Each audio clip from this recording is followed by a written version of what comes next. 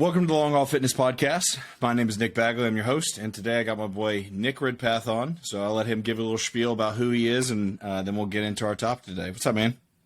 What's going on, dude? Thanks for having me on. Thanks for joining. Of course, man. As soon as you started posting, you're doing this again. I knew I was going to start bugging you to have me on. So I'm excited. it was this easy for me to talk you into it. Hey, I need to fill my calendar. That's for sure. I have a lot of connections, but trying to get people to actually sit down for an hour is tough sometimes. So I'm always down to talk to smart people and get a different perspective on things, you know? Yeah, I always enjoy this conversation. So yeah, regardless if anybody even listens to it. I mean, I'm surprised that people do. I get messages every once in a while. I'm like, oh, that's pretty sweet. So as long as one person's listening and it's helping them out, you know, it'll grow from there. But tell everybody a little bit about who you are, what you do, what your background is, that kind of thing. Yeah, so personal trainer, coach, currently work in DNB Iron Gym in Alexandria, Virginia. Do all my in-person work there. Also do online coaching, do some trainer development stuff as well. It's a newer thing that's been requested from me. Nice. Background also in sports performance. I worked as a gym manager in a sports performance gym for about a year. Played college football at the College of William & Mary. That's kind of where my love for S&C started. But I've slowly graduated from that more into just training moms and bodybuilders, because those two things go together apparently. And whoever isn't that such a fun spectrum? My advice, yeah, dude, it's such a mixed bag for me. Like athletes train, grandmas train. Because for the most part, let's be honest, bodybuilders are cheap and they're not going to pay like in-person prices. So expecting to anyone who is looking to get into bodybuilding, if you're going down the in-person route, expect to like work with gen pop people for a long time, unless you just manage to hit some big pop.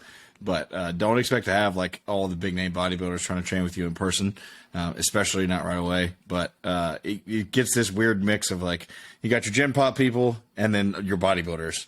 So it's such a vast contrast between the two. Yeah, it's like you got to start somewhere. You got to prove to those people that you can even help them to begin with. So yeah, 100%. And you can apply a lot of the same shit across whoever you're training to. Like I apply and then to. There's a lot of things I've taken from general population people that's been like, oh, this could help my guy over here. So yeah, I mean, you can learn things from everywhere if you're listening and paying attention, for sure. But so our topic today is going to be just about failure and what that looks like across the board. A little bit of background into the conversation. Nick and I were having a chat back and forth on the Prescript community group on Discord about what mechanical failure and technical failure meant, mechanical and technical, or muscular and technical, whichever you want to call it. And what that looks like and how you apply them and how it can always be a mixed bag of both. It's not like it always has to be one or the other. So Nick, go ahead and kick it off. Let's hear what you got on the topic to start with. Yeah. So I think go ahead. I think there's just a couple different ways to cover this, but just like first off is just defining what those two terms are, because a lot of people don't understand what the difference is. So like technical failure and mechanical failure being different in the sense that technical failure is going to be a breakdown in form, right? So our ability to do the movement, like if you can't do it proficiently, then it's going to be technical failure, versus mechanical failure being like an actual inability for your muscle to do any more work, right? So it's not, form's not an issue. It's like a physiological, neurological level. Like you cannot contract your muscle to do another rep. So then just like differentiating the two of those is, people who are informed of what those two things are, they automatically assume that, technical failure necessarily means less stabilized exercises, and mechanical failure or more output-based work means you're just helping out machines, right? Right. Yeah, and there's a gray area between those two as well, because it's like depending on the training age of the individual, those two things could look pretty similar, right? So like their technical failure and their muscular failure, it's like they could probably still move it by contracting something else, right? And maybe just because they found an easier pathway to do the exercise doesn't necessarily mean that the muscle we're trying to target is the thing that gave out first.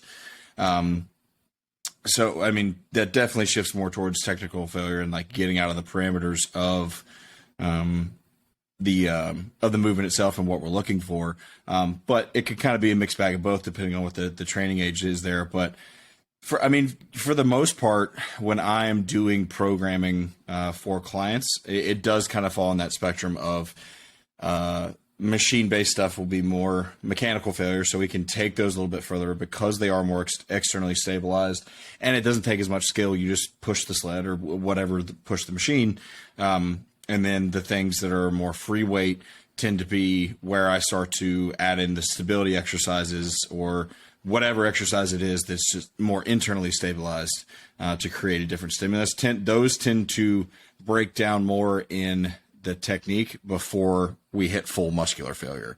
Is that kind of what you see with your people? Yeah, for sure.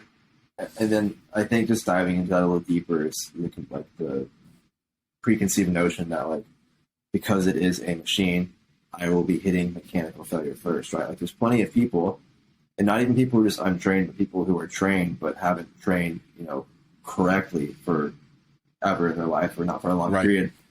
So there's first off, like when your first week on a machine or your first time using a certain exercise, there's going to be a washout period, right? Like you're still trying to learn how to organize yourself, how to perform the movement. And, week to week, you may not have that down yet. So if you don't have that down, you can still hit technical failure on a machine or on a more stabilized exercise, right? So we may not even be reaching technical failure or mechanical failure on those to start off with. So just because they're kind of grouped in with, more stability, okay, output. Well, no, not necessarily. You still have to earn the right or earn the proficiency to be able to train those in an output manner, right?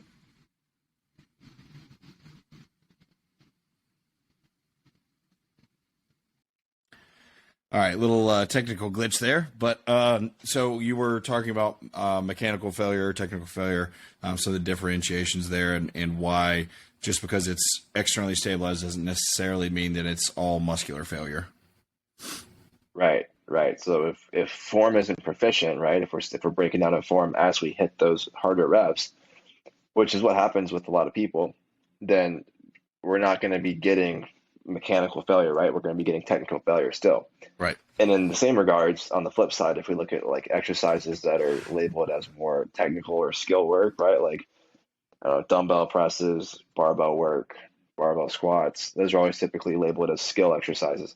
Doesn't mean that you can't gain a level of proficiency where those can be trained to mechanical failure.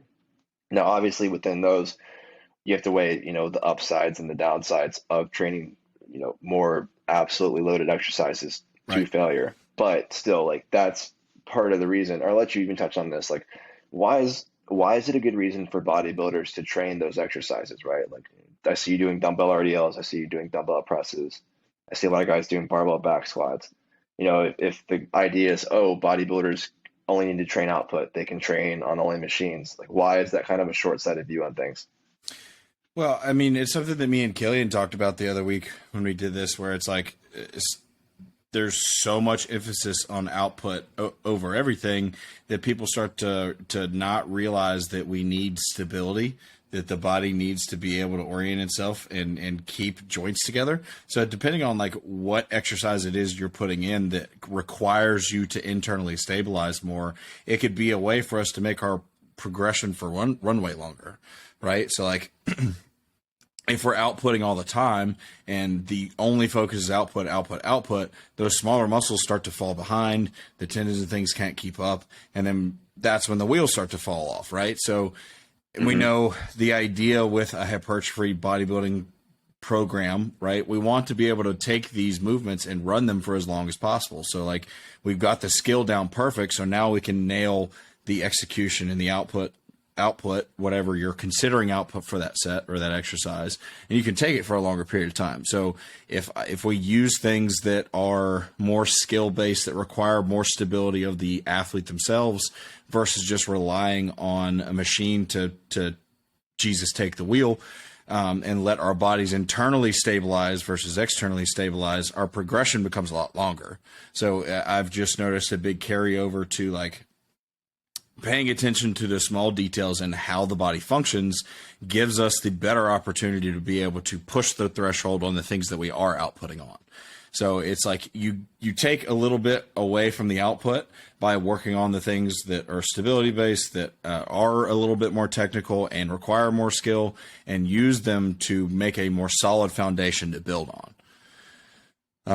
And as far as like, it depends on the person. It depends on what exactly it is we're looking to target too. So like if a barbell back squat for bodybuilding purposes, like it's not often that I'll put that in, you know, and typically if it is, it's somebody who just wants to, you know what I'm saying? They want to barbell back squat because they enjoy it so much or whatever. But it's all case by case. It all depends on the individual. It depends on how good of an athlete they are, how long have they been doing this, and how skilled are they at being able to command their body, and then figuring out the places where we can tap into weak points to make them better, to make the overall package bigger, right? Did that touch on where you're going with there? Yeah, absolutely. It's big because I think a lot of people do neglect, like you said, just like general stability and a lot of muscles that aren't working when you're doing everything externally stabilized. And, Right. and ultimately for bodybuilders or for anybody for that matter, any athlete, any person training, you want to be able to train for as long as possible. You want to be able to get a stimulus that's going to send you towards your goals for as long as possible. And if you're hurt, then you can't train, right? Like how shitty was it recovering from your hernia surgery? Oh, it's awful. I mean, I'm still recovering. There's a lot of issues that are still happening, you know, that I didn't that were there before the hernia surgery, but have gotten progressively like worse with a little bit of time because now my body position is different. Like at the center of my body, the thing that controls the upper and lower, or keeps the upper and lower portion of my body together is now changed dramatically because I was medically cut open. So, I mean, it's probably going to be something that I have to work against my entire life, but I don't even know. I just completely lost my train of thought there, but when it comes to trying to prevent those injuries and prevent things coming up, like if I had had a stronger core when I was starting and had focused more on making sure that my core was stable with the stuff that I was doing, maybe I wouldn't have gotten the hernia, right? And then the same thing with like the little the injuries that athletes get now, like my bodybuilding friends, when somebody pops a TFL or somebody pulls their quad or messes up their shoulder, it's like, okay, it's because you exceeded the threshold of what those stability muscles could handle. Like they weren't able to keep everything together, so something else tried to, and now you're hurt. Like the smaller muscle, you outpaced it, you know? And that was my issue a while back that you've helped me out with the dumbbell incline stuff, right? So I got to a point where like I was just allowing myself to push too far, and because I wanted more weight, and I was getting excited because weight was finally climbing and I was finally getting stronger and finally getting that feeling. Then I got to a point where I outpaced my stability, and then it just everything started shitting the bed. And now it's been a catch up game where I feel like I've lost some time trying to get that stability back while fighting pain in my shoulders. So it's like, it's not necessarily just going to, like, just because you're getting stronger on machines or stronger on movements doesn't necessarily mean that the stability is just going to come along with it. So I think we need a little extra, especially when we're reaching the upper limits of what the body can output. Like I think stability comes even more important at that point, as strong as a lot of these bodybuilders are these days. Like paying attention to those small things like that can take them so much further and prevent the bigger issues from occurring. Right. And the thing too is like, I like to see like stability exercises almost like flossing. Like it's almost like a chore, right? But you should do it. Like if you don't floss for 3 years and you're to the dentist, the dentist is like, hey, you're fucked. You have 10 cavities. And then you have to deal with getting 10 cavities drilled and getting all that dental work done. It fucking sucks, right? Yeah, big time. But with those stability exercises too, if you pick them accordingly, like a lot of those are exercises that eventually you can get good enough at and strong enough at where those can become output exercises. Right. It's like out the gate, I think a lot of people try and overthink it and make everything like externally stabilized, or like, oh, I'm gonna make this split squat quad focused, or I'm gonna make this split squat like extra glute focused. It's like, well, kind of gym are you training in? Like, are you in Destination Dallas? Are you in DMB Iron where you have every machine in the world? And you probably have a machine in your program that's already doing that for you. So you're probably Right. not going to be getting a very great stimulus out of this exercise. Where could this actually benefit you and where does this actually win out the gate? Like Right. probably training stability, right? Probably training some slings, training things you're not training in other places that are going to help you train those things longer. The longer you can train, like I said earlier, the longer you can give yourself a progressive stimulus because you can't give yourself a progressive stimulus when you're hurt, or it's a lot harder to at the least, right? You have to get a lot more creative with what you do. And then ultimately, when you're limited in options, you're limited in runways of progression. And then at the end of the day, you have to come back and fix the root issue to begin with. Right, 100%. And the idea that just because we are removing an output exercise and putting in its place a stability exercise, and now you're going to think that that's going to make you lose gains is weird to me. Like I've had this not argument, but I've had this discussion with some other coaches in my area and who I'm close to, who like don't really program stability work, and the idea that it's like, yeah, could it potentially take away some in the short term? Maybe, but like things like Bulgarian split squats and like single arm movements and different things like this that are going to work the stability of the shoulder or the hip or the spine or whatever it is that you're looking to do is going to create a bigger runway for those other exercises that we can really push ourselves on. So it's like, yes, it is doing a single leg press setup similar to a Bulgarian split squat going to give me more output. Sure. But am I going to get hurt in week 8 and then have to work around it? Whereas I could have just been doing the Bulgarian split squat the whole time and progressively getting better and better with that. And it's like, we don't always have to full send 0 RIR, all the reps and die every single time. And honestly, I think it's detrimental in the long run to do that. Because like if we're constantly having to deal with even small injuries, because you and I both know that sometimes the small injuries are the hardest ones to get past and the hardest to like get yourself fully back to. So if we just remove a little bit of that output every once in a while and focus more on creating output for a stability exercise, meaning when the stability breaks down, that's where we draw the line and that's where the set's done. It's like now we can create a little bit better base for all these other things over here. And then if we set the program up across the week correctly, you're really not going to lose that much output, if any, I would argue. I would argue you shouldn't lose any if you program it accordingly. Yeah, right. Like if you're putting your priorities where your priorities are, there's a time and place for everything. And it's not like you're going to be doing an excessive amount of these exercises, right? You're doing it as needed. So it depends where you are, right? If you're at a point, let's say you just competed and you just did a 24-week block of training where you did absolutely 0 exercises that were internally stabilized, you're probably gonna have some issues, right? Maybe it's hip, maybe it's back, maybe it's shoulder, maybe it's knee. After your show, you're probably not in a very good place to put on tissue, right? Like even if you're an enhanced lifter, right? You're probably still not in a great place. Your body's been stressed for a super long time.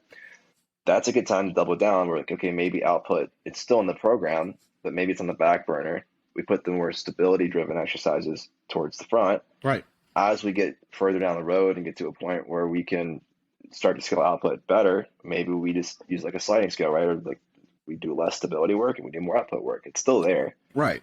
Just we change the priorities there. It's like, if you know what your priorities are, they're both just tools for a job. If you're using the right tool for the right job, of course, you're doing it accordingly, you're going to get the goal you want. Yeah. And the thing that we have to come back to again is like, there's a point when bodybuilding ends, right? And I think so many people forget that. And it's like, I would rather sacrifice a little bit of output so that when I'm 70, I can still walk pretty well. Like I can still, like, I know I'm going to have issues when I get older because I've pushed my body to a limit, but by still being able to squat on one leg, get one arm overhead and do all these different things and be able to use my body the way it's supposed to, or I don't have to do everything together. Like I don't have to be this stiff board. And it's like, if you're stiff now and you're in your late 20s, early 30s, late 30s, whatever, and you can't move at all, that's not really going to get better if you keep doing the same thing you've always done. right? Like if it's always output, it's like that time that you can spend where, like, we all know that muscle maturity is something that whenever somebody gets on stage, everybody's like, oh, that guy's got a great physique if his muscle was just a little bit more mature. So that's more time under the iron, right? And if we're constantly dealing with issues where we're having to pull back on output anyways because we've hurt ourselves or put ourselves in a position where we can't output, now that's less time under the iron to develop the dense tissue. So I think if we scale back and look at the broad picture of a life cycle, like your whole life of your training age. So you start training at whatever age and it goes till you die, right? If we look at the full thing, we add in some more stability stuff and take out a little bit of output. And like in the short term, maybe it slows you down a little, but in the long term, hey, I can still move. I can still get my legs to, like, I'm not that guy that's like shuffling his feet across the ground just to get through the grocery store, right? Like I can pick my feet up still. I can use my hips independently. I can reach and grab the thing off the top of the shelf. So it's like, circles back around to something that I've said previously and really been trying to focus on with myself and my clients is we need to program in a manner where our body can move better, right?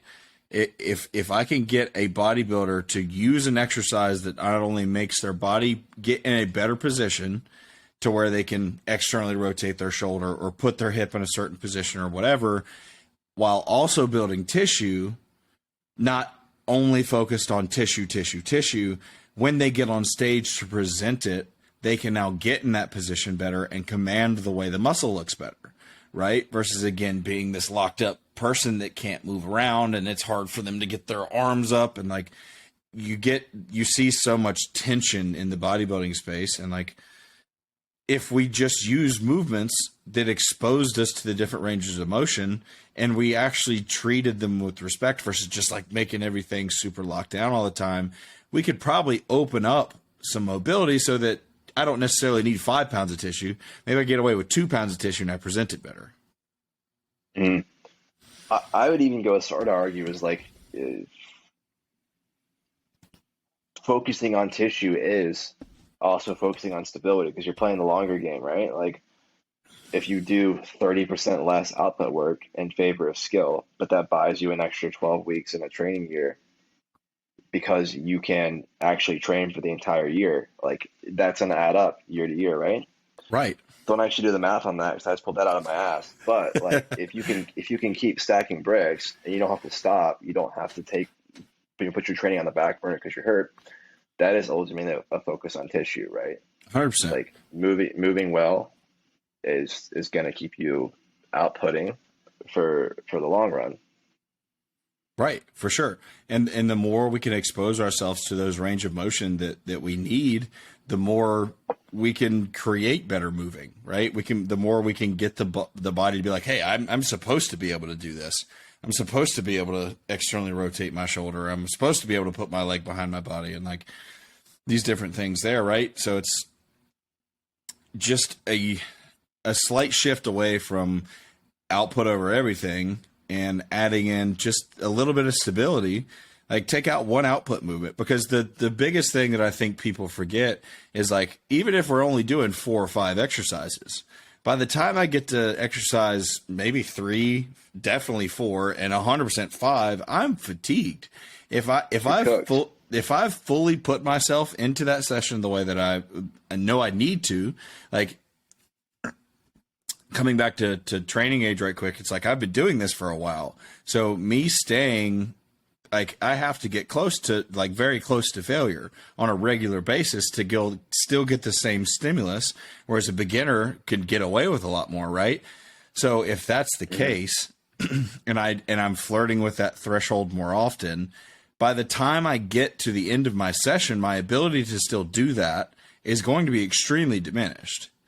Now, that's when, like, especially if everything is feeling good and not like the post-show example you gave, but if I am moving in the direction of like going into a show or going into an off-season, prioritize the output stuff first and then have some stability type work at the end or a movement that is going to challenge that range of motion, right?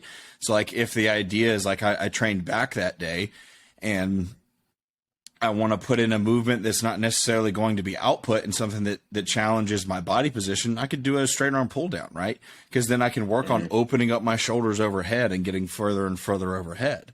And a great example of this too is like putting a Bulgarian split squat in a training program, right?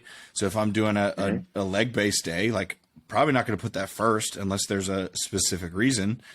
But if I put all my output stuff first, get everything I can out of my legs, like if that's the fourth movement that I'm doing, I'm probably roasted by the time I get there. And then I can really hone in on doing the stability work and making sure that my body is positioned right, that everything's moving the way it needs to, and challenging a different position than what I have already been doing with like maybe my squats or my leg press or whatever exercise it is you want to put in that position, you know? Yeah, absolutely. That was beautiful. And the thing that I think a lot of people forget is like when we look at a training program, like when I set, again, 4 or 5 exercises, it's not like, coming back to what our original topic was of failure, it's not like I can't have a mix of both across the spectrum. Like it doesn't need to always be muscular failure.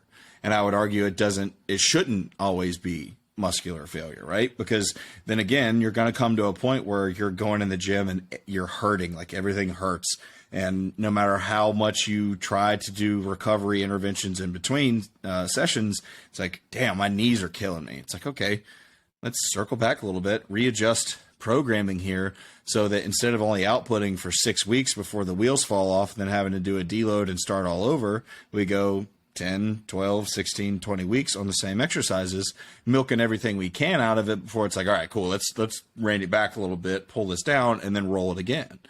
And then instead of stacking a couple of 6s together here and there, you stack together a couple of 16 weeks, right, across the year. That's how we now get into that territory of putting on 5, 10 pounds of stage tissue, right? It's the long-term commitment, dedication to one thing that gets us that change in physique that people are looking for, right? Like I think so many people want to jump classes. They're like, oh, I want to go from light heavy to super. And it's like, I don't think you understand what that takes, right? To go from weight class to weight class. It's like, we got to have a lot of time under the iron, and all these people are doing like these short off seasons and then want to prep the whole year. It's like, that's not how we get better. That's not how we get bigger. That's not how we make these progressions for the average person anyways, like myself.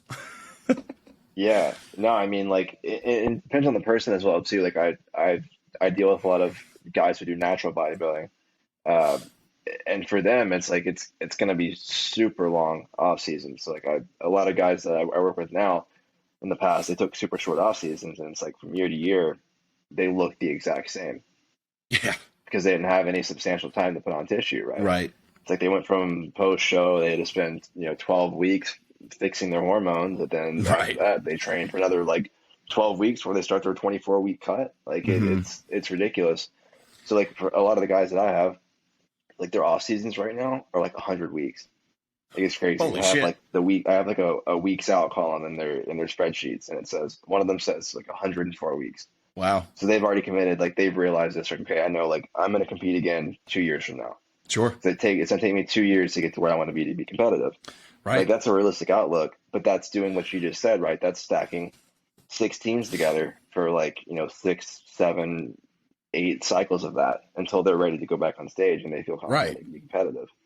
Right. And I mean, the off season is not, I think the off season is the thing that people talk the most shit about, because they're like, oh yeah, off season, I'm getting huge. But then when it comes to it, they're not putting the most into it. So like the reason especially at the local level, that we don't see the same kind of changes that we do as you get higher up in the spectrums.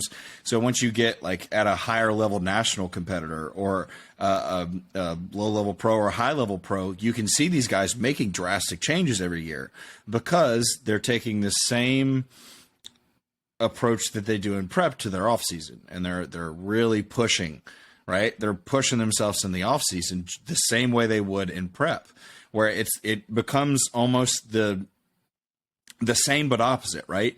Where like everyone gets really comfortable in off season, where they're feeling really strong, everything feels really good, their weight's kind of climbing, and then it kind of slows. Nobody's really pushing into that uncomfort zone where it's like I'm pushing the food and I feel heavy and I'm tired and things like that. And it's like that's uncomfortable. And I'm not saying you need to be a slob in the off season. I'm not saying you need to be like blown out stomach, but food is going to have to be pushed at some point to a point where you're going to feel uncomfortable. It's going to be hard to get all your meals in. It's going to be like, oh God, I got to eat again. Like it's going to come to that point, just like in prep, it's going to come to the point where you're going to want to eat a cardboard box by the time you get to the end, because it looks delicious if you put mustard on it. Right. So the thing is people are afraid to get uncomfortable first off, especially in the off season, because I think an off season is more uncomfortable than a prep. But on the other end of that, getting back to what our actual discussion is like, I think off season's also a great time for us to make a better foundation, right? And that comes back to making sure that stability is added to the program, making sure that they're addressing these issues that popped up in prep, so that when we go to prep and you start having less fat, there's less leverage on the body, there's less tissue to make up for, like, especially around the waist. Like if I'm doing stuff that involves me bracing my core deep into prep and my waist is 8 inches smaller than what it normally is, that's less tissue to keep my torso intact, right? But if I can make that core rock fucking solid in the off season, because it's got great stability as well as great strength and the ability to carry me through all these things, we can now take those output movements further into prep, right? And we can make sure that our foundation stays better longer when we have less food, when we have less energy, when there is more risk of injury, right? Mm-hmm. Yeah. I think along the lines of this conversation, one last point, maybe a hot take, maybe not. I think even looking at like length tension relationship, right? Like short positions, mid range, length positions, a lot of it's bullshit as far as hypertrophy goes. Like the idea of covering the full spectrum is less of a hypertrophy lens, in my opinion, and more of like covering positions, right? Because if it's a biarticular or a muscle that crosses more than one joint, that's going to require you to train at different end range joint positions. So like a bicep, shoulder flexion, shoulder extension. So like if we're covering those positions, it's probably less of a benefit to hypertrophy per se, probably more of a benefit to the fact that, okay, we're spending some time using some accessory muscles to stabilize our shoulder and shoulder flexion, or stabilize our shoulder and shoulder extension. Sure. Like we can still get a pretty good, relatively high stimulus out of that we can train to mechanical failure at the muscle targeted, being like the bicep in this example. But if we were to compare that with just doing like, fucking dumbbell hammer curls or preacher curls to the cows come home, like, like which one's going to win as far as hypertrophy goes? Maybe the mid-range stuff has a slight advantage, but maybe we also get hurt because we aren't covering those other ends. Right. And then maybe, across, we zoom out and we see, oh, well, the full range is what wins because we train for longer. Right. Exactly. And yeah, I mean, most of your output based stuff is going to live in that mid range world, right? Like that's where most of that is going to be, and you're going to be living there a lot. But if you only live there, that's when the problems start to occur. So like, that's why it's important to get the muscle into these different positions.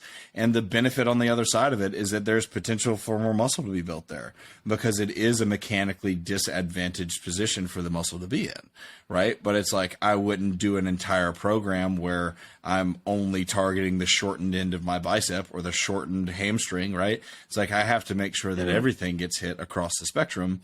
And I need to make sure that when I am hitting things, I am reaching a threshold, right? Because I do, at the end of the day, we do have to output, right? Especially as training age gets further along. Like if I tried to do the same rinky-dink workouts I did when I first started lifting, or like some of the entry-level workouts that I have some of my gym population people doing, I'd probably regress. I mean, and not probably is probably not enough, like a big of enough word there. Like I'm definitely going to regress it if I did what they were doing, you know? So it varies across client to client, but at the end of the day, if the goal is as much hypertrophy as possible, the output is going to have to be done. Like there's going to have to come a point where you like get tested, right? And circling back to, again, the failure stuff, a lot of times I think most people just don't have the balls to take themselves to mechanical failure, right? And that is a skill in and of itself, because I can guarantee you put somebody in front of me on a hack squat or a pendulum squat or whatever, and I tell them to squat until you die, they're probably going to think they're dying when there's still 5 to 8 reps left, right? They're probably screaming in their head. The muscle is burning. Their lungs are on fire. They can't catch their breath. Their head is telling them to stop. And they're like, oh my God, that was so difficult. And I'm like, well, I mean, it's hard to tell you. You still had 5 to 6 more. You know, there was a lot left. Yeah, right. And it's enjoyable to me when somebody is like, doesn't know it and they're willing to listen. So it's like, I've got a client right now that we've been really trying to test, like, hey, look, you've still got a lot left here. Like I had to send him voice messages the other day and go, hey, look, this is awesome. Your execution has been so perfect. You're really nailing these things, but we're leaving a shitload on the table. So what I want you to do this next week is I want you to make some aggressive jumps, like jumps that you don't think you can handle. I want you to do it, and I want you to try it. And then he reports back to me. He's like, oh man, I'm so much stronger than I thought I was. Like, I know, I can see it. I can see you doing it. And the ultimate limiting factor to that thing is how deep of water can you swim to? Like, everybody can swim for a little while, but then at some point they're like, this is too deep for me and I might die if I don't go back now. Right. And it's the crazy people who go, I'm going to keep fucking swimming until I find an island that managed to do something, that managed to create something and managed to build a physique that most other people can't. Right. And I'm not one of those people that's going to be able to, like, I will not be on the Olympia stage. I have said this many times, but I get the privilege to work around the people who do get there. And I see what they do, right? And it's like, if we just made some slight modifications here, maybe we wouldn't deal with all this pain all the time. But it's just a matter of getting people to listen to that is the hard part. It's like, hey, look, just sacrifice this little bit here. I'm going to give you this. I'm going to see what you do with it. Yeah. I think a good takeaway to finish and summarize this entire conversation is don't be a pussy. For one, like, you know, if you're the person, cut it. Like you cut it right there. Okay. Yeah. Don't be a pussy. No, like you know, if you're the person who is outputting too much, right? You're the person who's training like an idiot because you're hurt all the time. If you're not hurt all the time, right? If you've been training for 40 weeks in a row and you have nothing wrong with you, you're probably the person who's not training hard enough, which is most people. Right. So It's like the whole conversation isn't saying like, hey, you're doing too much. Most people aren't doing too much. Right. It's like, okay, maybe organize your training a little better if you're this person getting hurt all the time. And then kind of finding something that's going to be a canary in the coal mine. It's like a lot of people, you'll get, you know, some sort of little small injury. Like, okay, maybe that's a sign that I should change things up a little bit. I should look at this or that. And I can 100% speak to that as being the dumb meathead, right? And I've said this multiple times now. I consider myself a recovering meathead trying to be smart, right? And it's like up until the last few years, like getting on with Prescript and learning more and more from the community there and all the guys over there, like I was the guy who would be able to like smash shit for like 6 to 8 weeks, and all of a sudden I'd have debilitating pain where I'm out for another 6 to 8 weeks. Or not necessarily out, but like output so low that I'm not making any progress, and in the meantime just getting fat, right? So it's like I have been there and I have been that guy. And until I realized that, like, maybe I've just reorganized some stuff here, maybe I could avoid that injury cycle all the time, to the point now when I do have nagging issues come up, like the shoulder issue that I've been having for God knows how long now.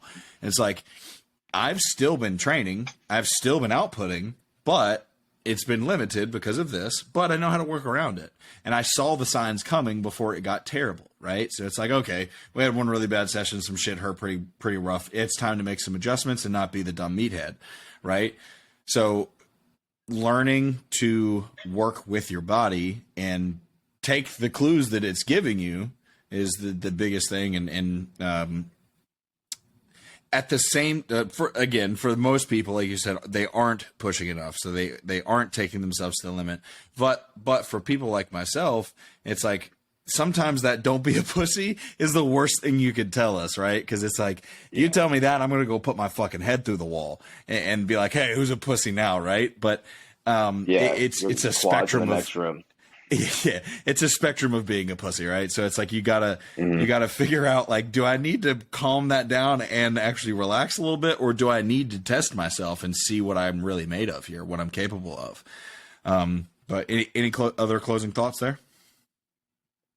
I don't think I can get any better than "don't be a pussy." So we'll close with that. I mean, that's gonna be the name of this. Like, I'm gonna have to like put some squiggles and stuff in there because I don't think YouTube likes that word. But I mean, that's got to be the title of this for sure. Perfect, dude. I'm fine with that. Nick Ridpath says, "Don't be a pussy," but yeah. Sweet.